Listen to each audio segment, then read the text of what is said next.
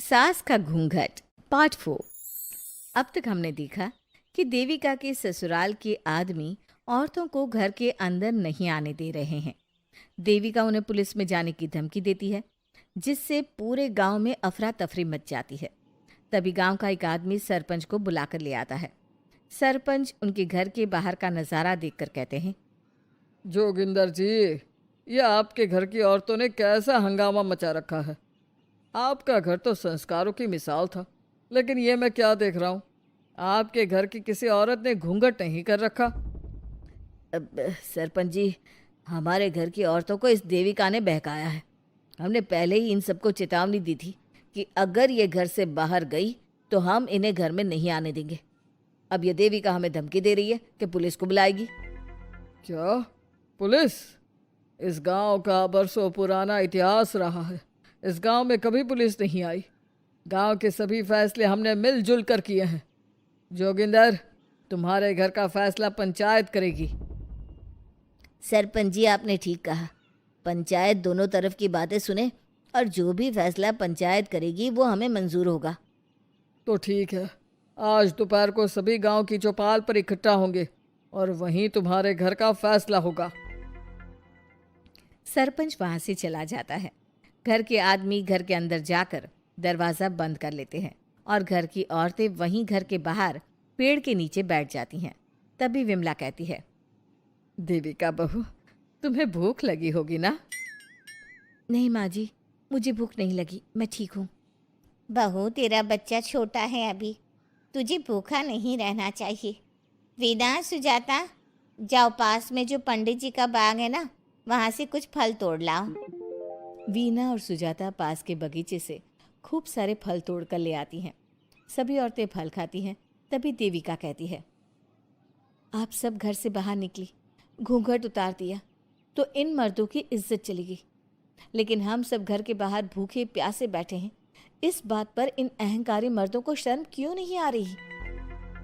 हाँ देविका, तुम ठीक कह रही हो। अगर हम मर भी जाए ना, तब भी इन मर्दों के लिए इनके बनाए गए नियम कानून ही अहम रहेंगे, हम नहीं। सुजाता भाभी, मुझे तो सबसे ज़्यादा सचिन पर गुस्सा आ रहा है। उसने मुझसे लव मैरिज की थी, क्या क्या वादे किए थे कि मेरा साथ कभी नहीं छोड़ेगा, और आज उसने मेरा साथ छोड़ दिया। अपने बच्चे को एक बार भी नहीं देखा उसने।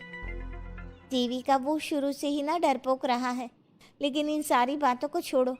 मुझे तो इस बात की चिंता हो रही है कि पंचायत में न जाने क्या फैसला होगा। पता नहीं वो इंसाफ करेंगे भी या नहीं। वीना दीदी, आपको अभी भी पंचायत से इंसाफ मिलने की उम्मीद है? अगर इस गांव की पंचायत में सच में इंसाफ करने की भावना होती तो सरपंच जी अभी हमें घर के अंदर जाने देते। देखा नहीं कितना जहर उगल कर गए हैं हमारे खिलाफ। तो बहू, अब हम क्या करेंगे? पंचायत तो हमारे खिलाफ ही फैसला सुनाएगी। पहले तो हम अपनी सारी बातें रखेंगे। अगर ये लोग नहीं माने तो आपको वही करना होगा जो मैं कहूँगी। लेकिन एक बात आप याद रखना, किसी भी सूरत में हम झुकेंगे नहीं, क्योंकि हम सही हैं। देविका सभी औरतों को समझा रही थी। तभी वहाँ एक गांव वाला आता है। आप सभी को पंचायत में बुलाया है। उस गांव वाले की बात सुनकर सभी औरतें पंचायत में पहुंचती हैं। वो देखती हैं कि उस पंचायत में सारा गांव इकट्ठा हो गया है। बहुत सारी औरतें लंबे लंबे घूंघट करके वहां आई हुई हैं। तभी पंचायत की कार्यवाही शुरू की गई और घर के आदमियों से पूछा गया कि वो घर की औरतों को घर में क्यों नहीं रखना चाहते। हमारे घर की औरतें ना तो घूंघट उतारती है और ना ही किसी डॉक्टर से इलाज करवाती है, और हमारे मना करने के बाद भी इन सब ने घर से बाहर कदम रखा, हमसे ऊंची आवाज़ में बात की। हमने इन सबको चेतावनी भी दी, लेकिन इन्होंने हमारी बात नहीं सुनी। अब ये सभी औरतें हमारे घर में नहीं रह सकती। अब औरतें अपना पक्ष रखें। ये कानून की किस किताब में लिखा है कि औरतों को घूंघट करना चाहिए? और अगर मेरे ससुराल की औरतें मुझे डॉक्टर के पास ना लेकर जाती तो ना मेरा बच्चा जिंदा बचता और ना ही मैं। लेकिन दाई अम्मा से हम इलाज करवा रहे थे ना। दाई अम्मा को कुछ समझ में नहीं आ रहा था। देविका का इलाज दाई अम्मा के बस की बात नहीं थी। काफी देर तक दोनों पक्षों में बहस चलती रही। दोनों एक दूसरे पर आरोप प्रत्यारोप लगाते रहे, लेकिन दोनों पक्षों की बात सुनने के बाद पंचायत ने जो फैसला लिया उसके लिए तो देविका पहले से ही तैयार थी।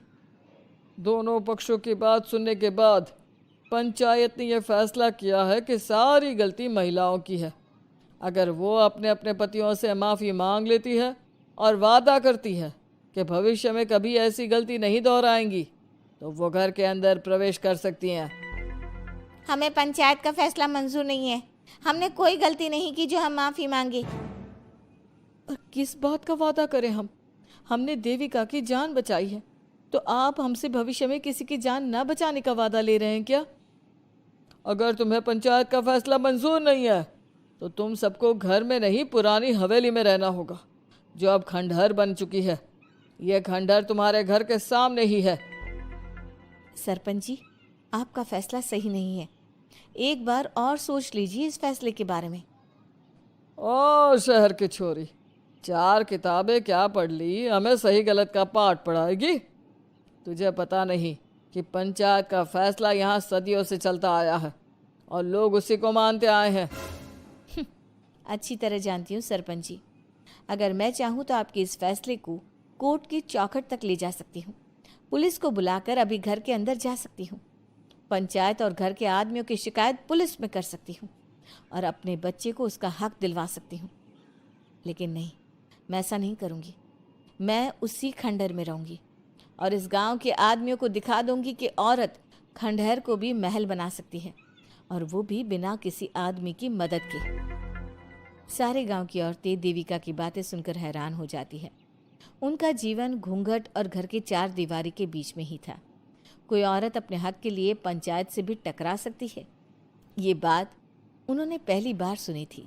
अब देविका घर की औरतों के साथ खंडहर में चली जाती है। माँ जी, ये खंडहर तो काफ़ी पुराना है।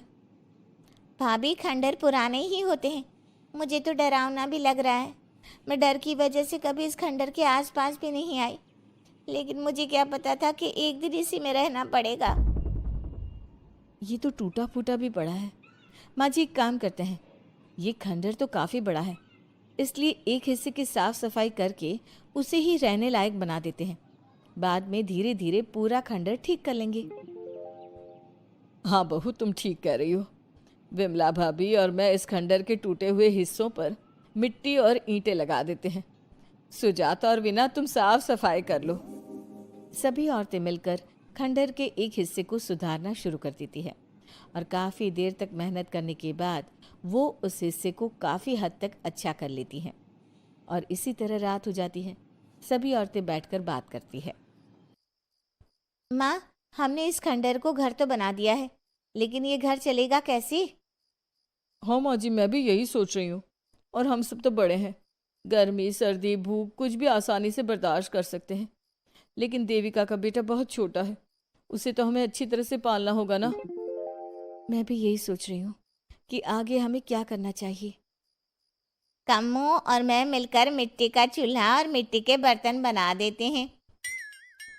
कुछ दिन के लिए खाने का इंतज़ाम भी हो जाएगा, क्योंकि यहाँ पर खेत और बाग बगीचे आसपास ही हैं, कहीं से कुछ भी ले सकते हैं।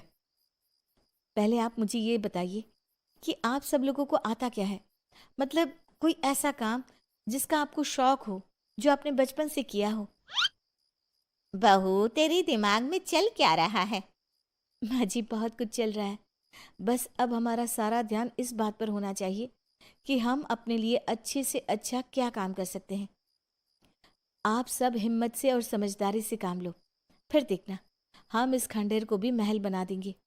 इसके लिए सबसे पहले हमें आत्मनिर्भर बनना होगा। देविका सभी को समझा रही थी, तभी उसका बेटा रोने लगा। उसने अपने बेटे को गोद में उठाया और उसे चुप कराने लगी। अब देविका के सामने सबसे बड़ी चुनौती थी कि वो किस तरह से ससुराल की औरतों को आत्मनिर्भर बनाए और किस तरह से अपना घर चलाए। हमारे प्यारे दर्शकों, अब आप बताइए, देविका और घर की सभी औरतों ने अपने पतियों से माफी ना मांगकर सही किया या गलत? क्या उनका खंडहर में रहने का फैसला सही था? अब देविका को क्या कदम उठाना चाहिए, हमें कमेंट में ज़रूर बताना। हमारी कहानी को लाइक, शेयर और चैनल को सब्सक्राइब करना मत भूलना।